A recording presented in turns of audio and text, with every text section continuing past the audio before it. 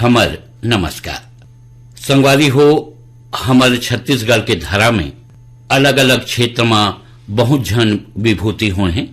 हमारे एक क्रम होते हमर विभूति, एमा हमन आप मन ला सुनवावत हन लोकमंच के पुरोधा और सांस्कृतिक जागरण के अग्रदूत दाऊ रामचंद्र देशमुख। वार्ताकार हैं डॉक्टर सुरेश देशमुख। दाऊ रामचंद्र देशमुख ल लोकमंच के पुरोधा और छत्तीसगढ़ में सांस्कृतिक पुनर्जागरण के अग्रदूत कहे जाते। ऐसे काबर कहे जाते, एकर ऊपर चर्चा करे के पहली दाऊ जी के बारे में थोड़िक सोरिया लेथन। दाऊ जी के जन्म 25 अक्टूबर 1916 के तैहा के दुर्ग जिला के पिनकापार गांव में होए रहिस। पिनकापार कई ठन है, फिर ये ला बड़े पिनकापार या थाना पिनकापार कहे जाते, जौन अब बालोद जिला में आते। पिनकापार के संपन्न और प्रसिद्ध देशमुख परिवार है तब के दुर्ग जिला के सबसे बड़े संयुक्त परिवार रहिस। उनकर पिता के नाम दाऊ गोविंद प्रसाद और माता के नाम मालती देवी रहिस। दाऊ जी ओ जमाना के बहुत पढ़े लिखे आदमी रहिन। उनकर प्राइमरी स्कूल के पढ़ाई है पिनकापार के मिडिल स्कूल में होइस और हाई स्कूल तक के पढ़ाई है दुर्ग के शासकीय हाई स्कूल में होइस। बीएससी कृषि के पढ़ाई नागपुर कृषि कॉलेज में और एलएलबी के पढ़ाई नागपुर के मारिस कॉलेज में होइस। अतेक पढ़े लिखे के बाद और नामी परिवार के सदस्य होए के बाद घलो दाऊ जी के नाचा गम्मत डहर जुड़ाव काबर होइस होही, एकर उत्तर खोजे बर हमला उनकर बचपन कोती जायल पर ही। लड़कपन ले रामचंद्र के झुकाव नाचा गम्मत और नाटक कोती रहिस। 9 बछर के रहिस तभे ले गांव के अपन जहुरिया लइका मन संग नाटक खेलना शुरू कर दे रहिस। अपन जीवन के पहली नाटक सोमायती और दूसर नाटक मोरध्वज खेले रहिस। नाटक के साज सामान इकट्ठा करे बर धान कटाई के बाद संगवारी मन संग सिला बिने और ओला बेच के पैसा इकट्ठा करे। जब रामचंद्र 14 साल के रहिस तब रामलीला मंडली पिनकापार के स्थापना करिस। उनकर घर के सियान मन रामलीला करे बर अपन बाड़ा के मैदान में एक ठन बड़े जन पक्का मंच और ओकर पीछू एक ठन कमरा बनवा दीन। कमरा में रामलीला के रिहर्सल होए और पटाव के ऊपर रामलीला के सामान रखे जाए। रामलीला के लगभग सब्बो कलाकार मन पिनकापार के रहिया रिहिन। ये मंडली है 1955 तक उनकर निर्देशन में काम करिस। दशहरा के 9 दिन पहली ले राम जन्म से लीला शुरू होए और दशहरा के दिन रावण ला मार के खत्म हुए। पिनकापार में दशहरा के 10 दिन तिहार जी से मनाए जाए। आसपास के गांव वाला मन के झुंड लीला देखे बर पिनकापार आत रहिस। नौजवान रामचंद्र देशमुख नाचा के भदेसपन और उद्देश्यहीनता ला देख के बहुत दुखी होए। ओ समय सिनेमा के बोलबाला हो गए रहिस। नाचा पार्टी वाले मन धड़ाधड़ फिल्मी गाना में नाचना कूदना शुरू कर दे रहीन। नाचा गम्मत में छत्तीसगढ़ के माटी के गंध नंदागे रहिस। हमर तीज तिहार और हमर लोकगीत नाचा गम्मत ले खत्म हो गए रहिस। नाचा है छत्तीसगढ़ के कोई साफ सुथरा छवि पेश नहीं करे। रामचंद्र है नागपुर में पृथ्वी थिएटर के नाटक दीवार ल कई बेर देखिस। नाटक के शुरुआत एक ठन लोक नृत्य से होए। रामचंद्र एकर से बहुत प्रभावित हुई और सोचे लगिन कि जब दीवार नाटक में लोक नृत्य का प्रभाव छोड़ सकत है तो नाचा गम्मत ल सामाजिक सरोकार से जोड़ के काबर प्रभावशाली नहीं बनाया जा सके।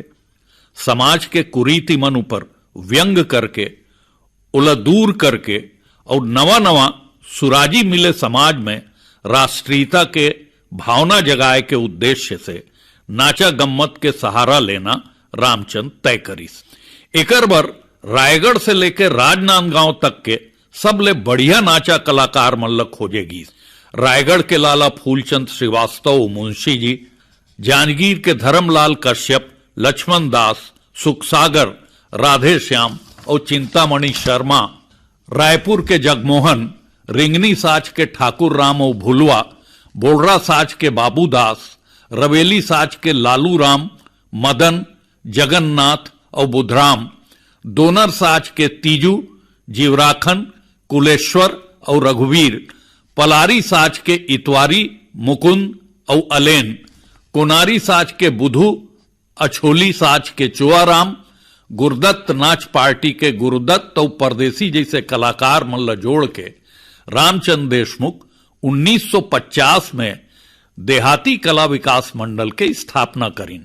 पिनका पार में देश के पहली नाचा वर्कशॉप दाऊजी चलईन, जेमें 1951 में नरक और सरग, 1952 में जन्म और मरण और 1953 में काली माटी नाम के लोक नाट्य तैयार करेगी। नरक और सरग में गुलामी के नरक से आजादी के सरक तक के कथा रही। जन्म और मरण में जन्माष्टमी से होली तक के छत्तीसगढ़ के तीज तिहार पेश किए जाए। काली माटी में सामाजिक बुराई और सांस्कृतिक गिरावट ऊपर जम के छीटाकसी किए जाए और ओकर से कैसे पार पाए जाही एकर रास्ता ल सुझाए जाए। काली माटी में मिस मेयो का डांस, बेगुनाह को फांसी, बंगाल का अकाल, राय साहब मिस्टर भोंदू, खान बहादुर नालायक अली खान, मीना बाजार आदि गम्मत से सामाजिक बुराई ऊपर करारा चोट किए जाए। ओ जमाना में गांव वाला मन नाचा कलाकार मल्ल कोठा में पैरा बिछा के सुताएं। दाऊजी है मंडल के कलाकार मल्ल अपन घर में ठहराएं और खवाएं। मंडल के प्रदर्शन में पहली बेर नाचह जमीन के बदला मंच ऊपर किए गीस। एकरे सेती दाऊ रामचंद्र देशमुख लोक मंच के पुरोधा कहे जाते। 1953 में मंडल के कार्यक्रम है 1 महीना रायपुर में, 15 दिन दुर्ग में और 15 दिन राजनांदगांव में हुई। रायपुर के हिंदू हाई स्कूल के बाद जब सप्रे स्कूल में कार्यक्रम होत रहीस, तब देश के प्रसिद्ध रंगकर्मी हबीब तनवीर है मंडल के कार्यक्रम ल देखिस। वह कार्यक्रम से अतेक प्रभावित हुईस कि दाऊजी के सहमति से लालू, मदन, ठाकुर राम, भुलवा, बाबूदास जैसे कलाकार मल्ल दिल्ली ले गईस। दाऊजी घलो बहुत खुश हुईन कि अब नाचा के कलाकार मन बड़े बड़े शहर में नाम कमाही। डॉक्टर संतराम देशमुख अपन थीसिस में लिखे है, छत्तीसगढ़ देहाती कला विकास मंडल के माध्यम से दाऊजी ने कीचड़ में सने नाचा के पांव पखारे थे। मंडल के कुछ प्रमुख कलाकार मन के दिल्ली जाए से मंडल के प्रदर्शन रुक गए। दाऊजी घलो खेती किसानी और लकवा की इलाज में लग गए। बंटवारा होए के बाद दाऊजी पिनका पार ले बघेरा आ गए। लगभग 18 साल बाद एक एक करके कई ठन घटना घटत गईस। 22 फरवरी 1969 के डॉक्टर खूबचंद बघेल के दिल्ली में इंतकाल हो गए। हार्ट अटैक आए के पहली उन आखिरी चिट्ठी अपन दमाद दाऊ रामचंद्र देशमुख लिखिन। ये चिट्ठी में उन लिखे रही कि छत्तीसगढ़ का हर हालत में नवनिर्माण करना है। इसके लिए आपकी नाटकीय प्रतिभा की बहुत जरूरत है। डॉक्टर साहब ये सोचे बर धर ले रही कि छत्तीसगढ़ सांस्कृतिक रूप से ही जगाया जा सकत है। डॉक्टर साहब की ये चिट्ठी है दाऊजी के दिल दिमाग में घर कर गए और दाऊजी छत्तीसगढ़ के जन जागरण खातिर कार्यक्रम बनाए बर सोचना शुरू कर दिन। 6 जुलाई 1971 के हबीब तनवीर बघेरा इस और दाऊजी से नया गम्मत के मांग करीस। दाऊजी तनवीर ल कहिन कि अभी तक आप छत्तीसगढ़ के हंसी ल दिल्ली में दिखाए हो, अब छत्तीसगढ़ के आंसूल घलो दिखाना चाहिए। नवा प्रदर्शन तैयार करे के यहू एक ठन कारण हो गए। यही बीच में बघेरा में बिन मां के लड़की चांद भी है दीनहीन दशा में अंधियार में भाजी मांगे रईस। ओला देख के दाऊजी लगिस कि यही छत्तीसगढ़ आए, एकर बर कुछ करना चाहिए। लकवा के इलाज करत करत दाऊजी लगेल धर ले रहीस कि छत्तीसगढ़ घलो लकवा मार दे है, न कुछ बोल सके न विरोध कर सके। छत्तीसगढ़ के हिम्मत और स्वाभिमान ल जगाए बर दाऊ जी जोर शोर से कार्यक्रम के तैयारी में लग गए। छत्तीसगढ़ के चोटी के वादन, गायन, अभिनय, प्रहसन के कलाकार मन के खोज शुरू हो गए। खुमान साव, गिरजा सिन्हा, संतोष टांक, केदार यादव, भैयालाल हेड़ाऊ, शिव कुमार दीपक, संगीता चौबे, ऐसे कतको कलाकार जुड़ियई। लोकगीत के साथ साथ छत्तीसगढ़ के चोटी के साहित्यकार मन के गीत ल घलो संगीतबद्ध किए गीस। गीत संगीत ल ज्यादा महत्व दे के कारण दाऊ जी के ये सोच रहिस कि करू से करू बात ल जब संगीत के द्वारा कहे जाते तब ओकर प्रभाव कई गुना बढ़ जाते। कार्यक्रम के उद्देश्य रहिस गीत संगीत, प्रहसन, संवाद, प्रतीक आदि के सहारा लेके छत्तीसगढ़ के स्वाभिमान ल जगाना, शोषण के खिलाफ छत्तीसगढ़िया मन में जागरूकता लाना, छत्तीसगढ़ी भाषा में साहित्यकार मन ला अधिक से अधिक लिखे बर प्रेरित करना, छत्तीसगढ़िया मन के अपन संस्कृति और भाषा के प्रति सम्मान के भावना जगाना।